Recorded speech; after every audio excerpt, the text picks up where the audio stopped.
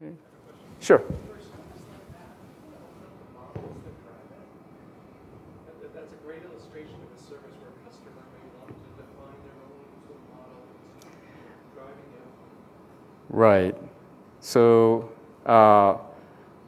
right now you cannot change the models that are with the service, but at some point, perhaps, along with the other services where we're using machine learning models, where we can give you the flexibility to tailor it to your domain, for example.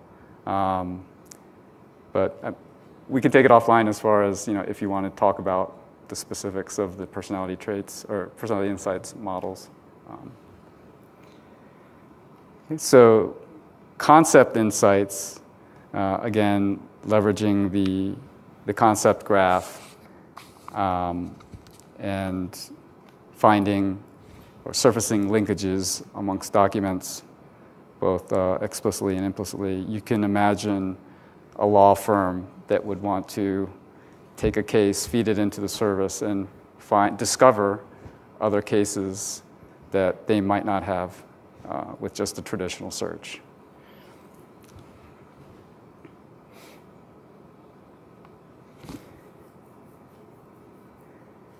Here, the sample for concept insights, the author of this sample app, what they did was they built a database of biographies for people at IBM Research. And you can search on terms like solar energy. And you'll get explicit matches like Xuan Liu and Puya. Puya isn't exact, so those solar cells. But then you have implicit ones, sustainable energy, potential energy, alternative energy. So it does pull in other ones from the implicit association here. So just an example of what you can do there.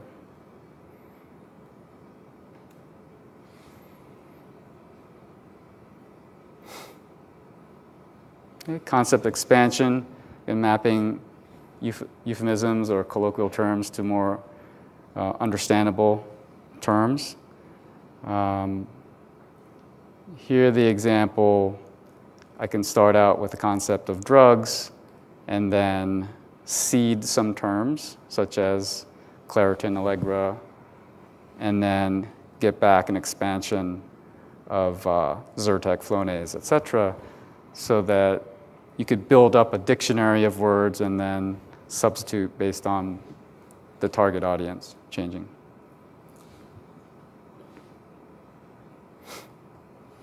So the demo does exactly that, so I won't get into that one. Language identification. Here are the 25 languages that are supported. And so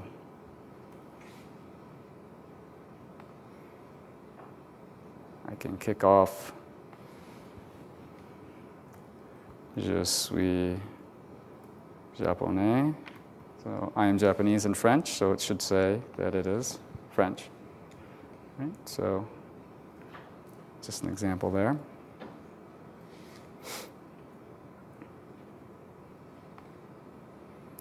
Machine translation, again, translating from one language to another. The 5 that we support, for bidirectional wise are English, French, French, Spanish, and Portuguese, and then unidirectionally from Arabic to English. That's pretty straightforward. I won't go into the demo there. Message resonance. So again, looking at terms and scoring them to see how they will resonate with a particular audience. Right now, the service supports a cloud computing domain and a big data domain. So, but again, we will increase the number of domains that are supported, eventually allowing you to build your own. So if I have the sentence here with cloud computing, there are key differences among private cloud, public cloud, and hybrid cloud. If I feed that through, you can see the scoring here. Oh, sorry, for a select audience for cloud computing, then based on a score of 0 to 99, they put them in buckets here, 31 plus being the highest, 0 to 10 being the lowest. And the color of blue, you can see the scores of 42 here.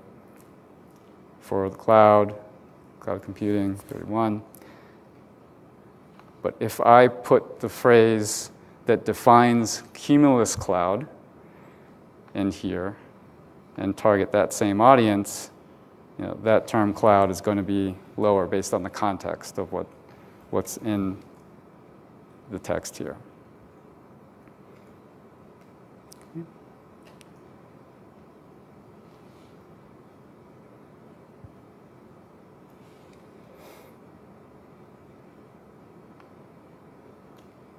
Question and answer.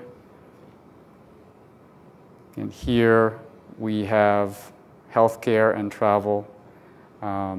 Again, what it does is it takes the question, decomposes it, and creates a hypothesis for the answer, starts to collect supporting evidence, starts to score and rank the answers, and then come up with an ultimate answer with confidence level and supporting evidence.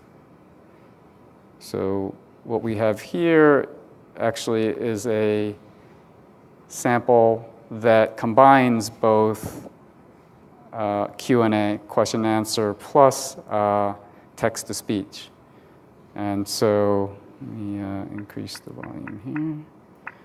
So I can ask it, what are symptoms of Parkinson's disease? And then this application will then use text-to-speech to speak the answer. So if I click on that. Often, the first symptom of Parkinson's disease is tremor, trembling or shaking of a limb, especially when the body is at rest. The tremor often begins on Note one the side, intonation and cadence of the voice. Other common symptoms include slow movement. By the way, the voice is actually the one that we used in Watson rigid lips, at Jeopardy. and a stooped posture. People with Parkinson's disease So it often just gives you an show idea of what facial expressions. type of applications you can do when you can mix some of the services and to build an application. Note here that the confidence level for that answer was at 89%, and there's other ones that are lower, but you can decide which one you want to utilize. Obviously, the highly confident one is the one that we're going to go with.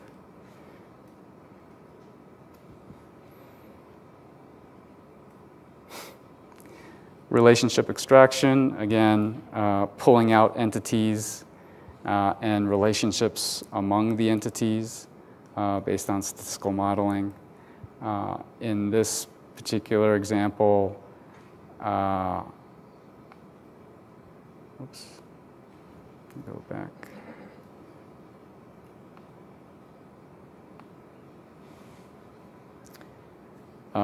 This app actually also combines two services.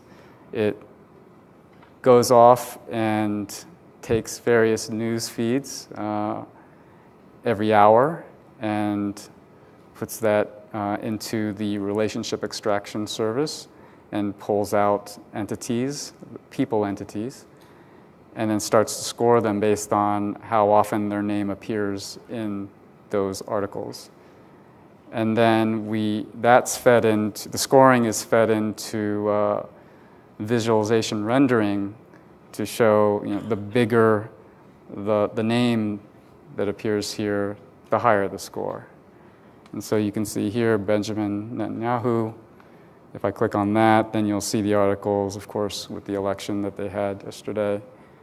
Vladimir Putin, I guess he finally showed up. And then some others. So you can see how you can combine the relationship extraction portion And then to visualize the analysis, you can use the visualization rendering to show scoring.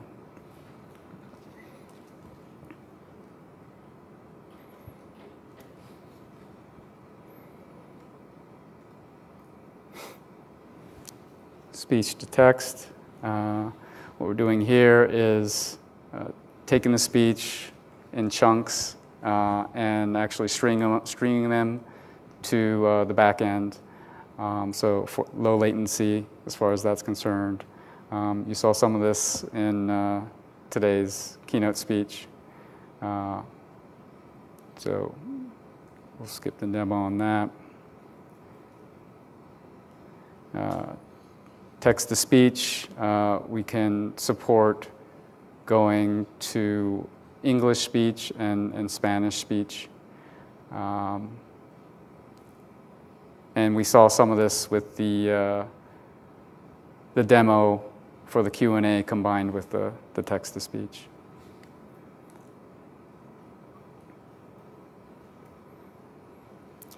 Trade-off analytics, again, helping optimize decisions with conflicting goals. This uses mathematical models and Pareto filtering to help you come to a decision with the trade-offs and the visualization aspect of it. So to see that one, there's various domains that we can demonstrate, whether it's phones, finance, drug candidates, et cetera, but we'll go with phones. This is the European version of the demo. So we have the set of phones, cell phones, and we're trying to minimize price in euros. We're trying to maximize screen size, and we're trying to minimize weight. So what are the best phones for those trade-offs? And so, again, you get a widget that you can leverage within your web app and start to do what-if scenarios. If I took the price range down, you can see as I move it, some of the candidates disappear because they no longer are within the criteria that I'm looking for. Or if I increase the screen size, right? So I can come up with, in this case, there are actually two, the S3 white, okay. So, and I can say that's my decision, but you can see how you can go into various what-if scenarios on various characteristics that you want to specify the ranges for.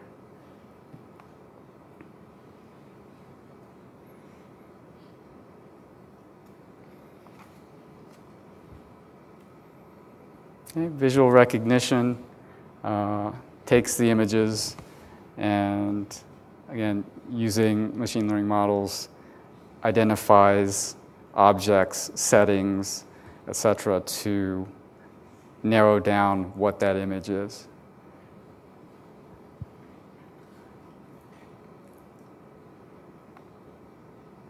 A good example of that is that I can take that photo, feed it into the service, and you can see the confidence level here.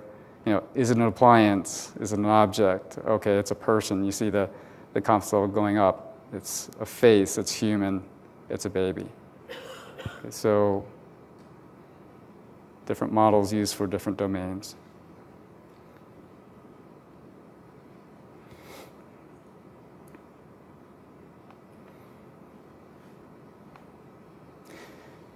Visualization rendering gives you the graphical representations of the data.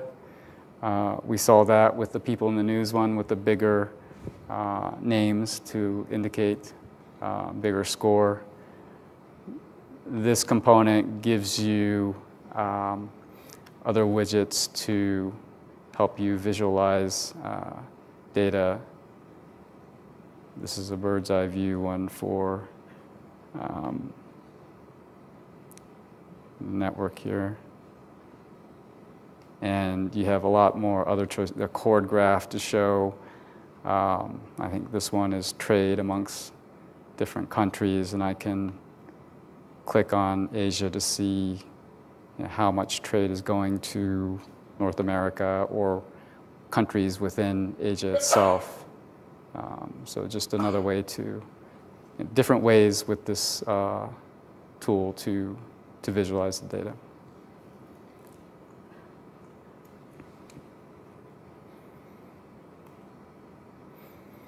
Alchemy API, again, we just acquired this company earlier this month. There is some overlap with some of the services that Alchemy API provides, but there are some unique ones here. For example, taxonomy classification, microformats parsing, feed detection. So it can go off onto web pages and look at RSS feeds that are on those pages and start to analyze those. As well as, their machine vision APIs are pretty outstanding. The face detection and recognition is one that we can take a look at.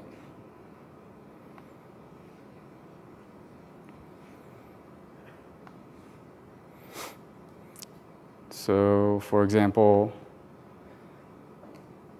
if we give the service this side-by-side of Will Ferrell and Chad Smith, the drummer for the Red Hot Chili Peppers, it can identify the position of the face as well as whether it's male or female. And this is amazing because Will Ferrell and Chad Smith look exactly the same, and it's able to identify. You can see, where the data sources they're pulling from. But that's obviously in their database. So let's see if we can pull. Seem to have lost. Here we go. So I'm definitely not in their database. So let's see what happens when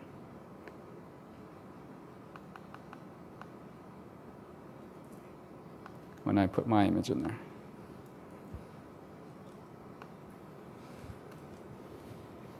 All right, so it identified my facial position. It identified me as male and age 18 to 24. Perfect. Why is everyone laughing? All right. Well, let's look at what actually came back. So confidence score for male was 99%. But the age range, 18-24, they were only confident 50%. So, but I'll take it. So obviously, facial recognition is a complex problem to solve. They'll be tweaking the algorithms to make it better and better. I'm sorry? Was I guessing your height as well? I don't think it was height. It was more of position of the face, and then male, female, and then age. I don't think it. Okay, let's take a look. No, I think that's height with respect to the box. Gotcha. Height, width of the box, and position X, Y. Yeah. Well, that'd be good if it could detect your height, Right. Okay. So we have an active Watson developer community, lots of blog posts, forums, events. You can even, if you post a question, people from IBM Research who are behind the algorithms and the models, they will respond to you. So you'll get directly to the source in some of these forums. All right, we're embracing open source. We're out on GitHub, NPM.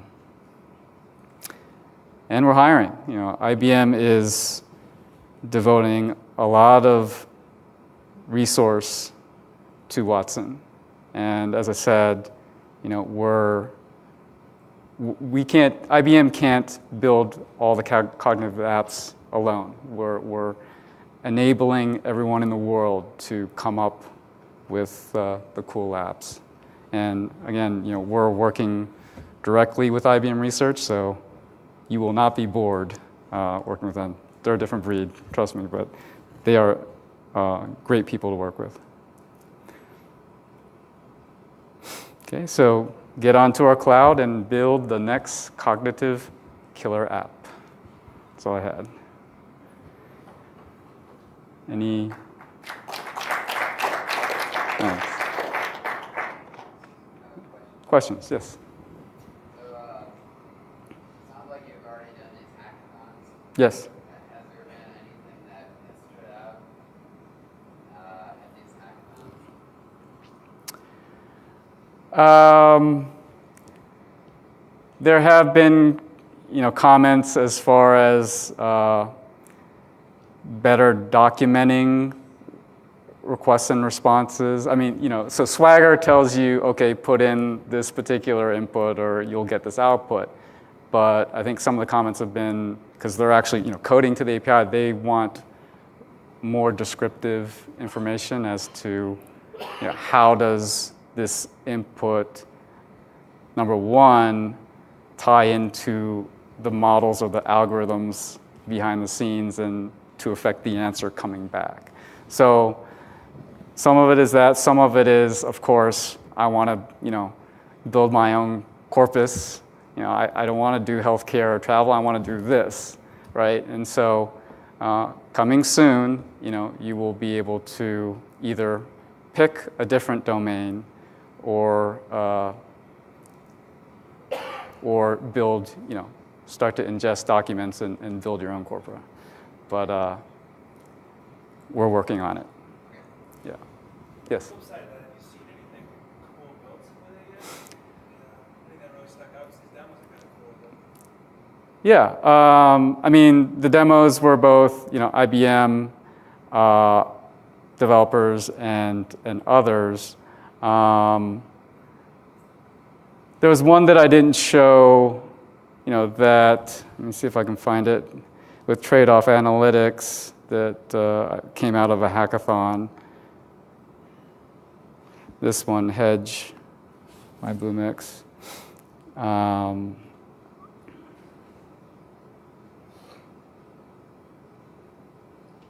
Hopefully it's still running.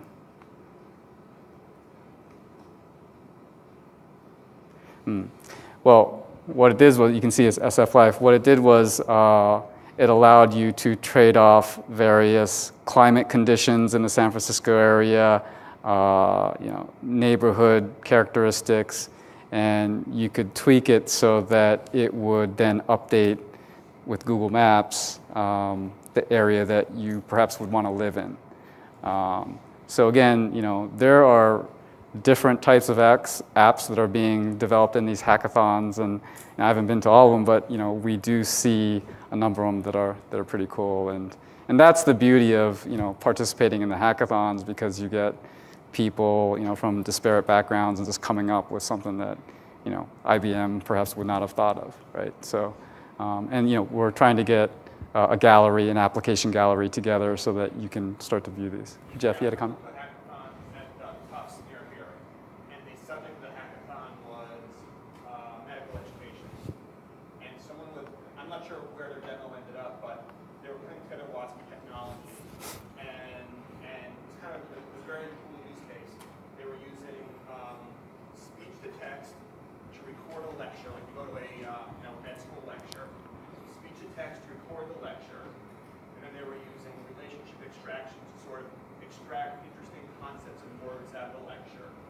And they were then using it, I'm not sure what other services they were using, and they were then using it to match up against, a large corpus of test questions that they have, like 30,000 test questions, so that after you go to the lecture, like, a few minutes later, you get an automatically generated test, not to like pass or fail you, but to reinforce the information based on what you just learned, using, listening to the words and extracting concepts out of it. All right. So that was Jeff Eisen. He's a chief architect at Watson, a distinguished engineer, and he's been meeting with the people at hackathons and also with research and getting all the feedback and trying to improve our services here. So he's a good resource to tap into if you have some questions as well. Any other questions? Yes? So the models and the algorithms that are built into Watson, how are those validated? I don't know much about Watson, to be honest. How are they validated? Right. So with the question and answer, for example, we take machine learning models and essentially help build up ground truth. So start to build up question-answer pairs so that the models can learn, can understand, okay, for this type of question, it's going to be this answer. And then we feed those models against a statistical package called SPSS and essentially train the models against the data. And then eventually, we have blind tests that ensure that we're not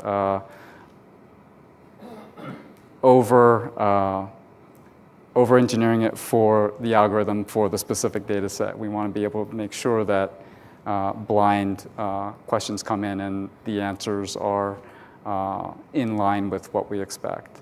So various tweaking with particular domains. So you have to do this for each domain, and thus that's why we don't have right now a whole, catalog of corpora. But we have other products today for specific customers where we ingest their documents and train their models, and there is a feedback loop in that when a particular person looks at the confidence level and sees the answer, you can provide feedback saying, yes, this is a good answer, and then Watson learns from that and feeds into how it trains itself. Yes? So for the Jeopardy competition, what was the level of effort to train Watson for that competition? Well, I wasn't involved in that, but that was done at IBM Research when they first put together Watson. Jeff, do you know the history behind that? If you look at the curve of sort of how well it did, rather, it was a many-year effort to get it from being like, I would say, sucky to answering, being right 80% of the time, give or take, which is kind of what the best Jeopardy champions did. But it's, in some sense, you're talking about how do you train and how do you know when you're doing well. In some sense, Jeopardy is a great example because every Jeopardy question and answer is online and available for the team to use. For other domains like oncology, it's really hard because it's hard getting the expertise. It's hard even for the medical experts to know what's the right answer. It's hard to know if you give a patient this drug, did they survive just because they survived, or did they survive because of some other, unknown factor, and it might take 10 years to know how well they did. So in the real world, where you use machine learning for a lot of these different services, in the real world, applying machine learning and getting data can be a tricky problem.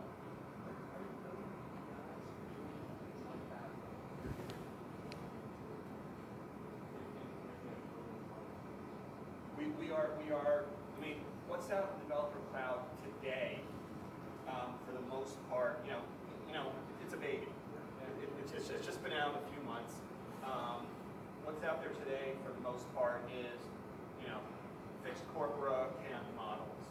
But we are moving as fast as we can to allow via API, via tools, self-serve in Bluemix, to allow people to do the kinds of things that we can do on the inside, which is adding training data, adding ground truth, train a model, fix it if it's not doing well, get automatic feedback in question and answering, as well as all the other domains and services that you push over.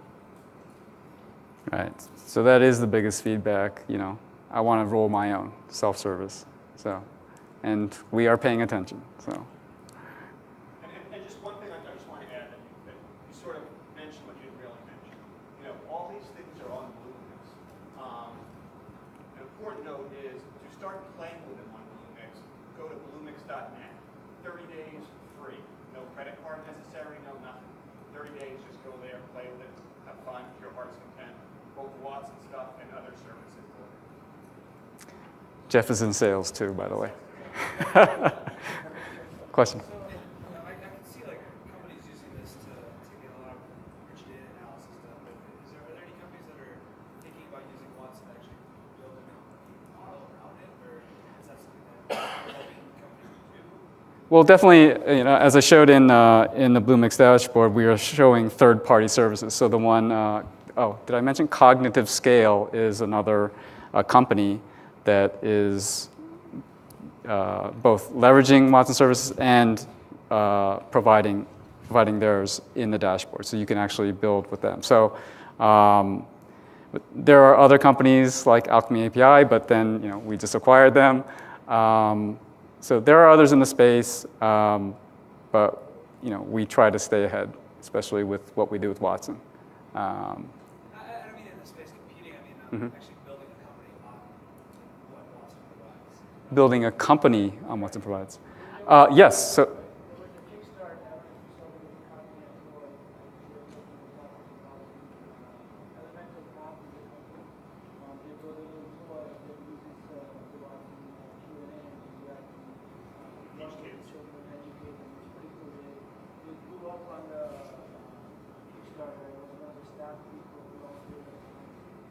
There are companies that are using it, they're integrating it into their products, especially around the personality insight. That's why they rush to get the personality insight as a production right? So it's not what we have. Is that the one that people are coming to say, us and saying, we want to put it into your product, in our product. You can't until you do it. So there are other companies, I'm sorry, what was that called? The personality insight, or they talk about the point, it's called elemental path.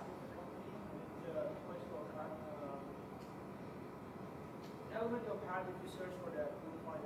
Like a talking dinosaur. Yeah, a talking dinosaur. Right, and I don't know if you saw the press release. SoftBank is a company in Japan that is also incorporating Watson in their robots as well. So you start to see different applications. Because, again, we just released some of these services, and so it's exciting to see how they can play in different verticals.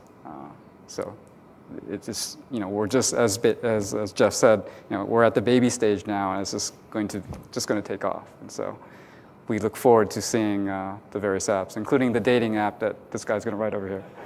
So. In non-sales mode, the stuff that you would talk about around the Netflix stack and the Netflix OSS stack, we use it for the Watson Developer Cloud, but it's a fantastic stack for any of you guys, getting your own stuff out there to really jumpstart getting to operational excellence. Logging, deployment, whatever. Doing it on your own is hard as hell. This really gives you more of a head start. Right. There's no way we could have done what we did in less than a year if we started from scratch. There's no way. So, okay.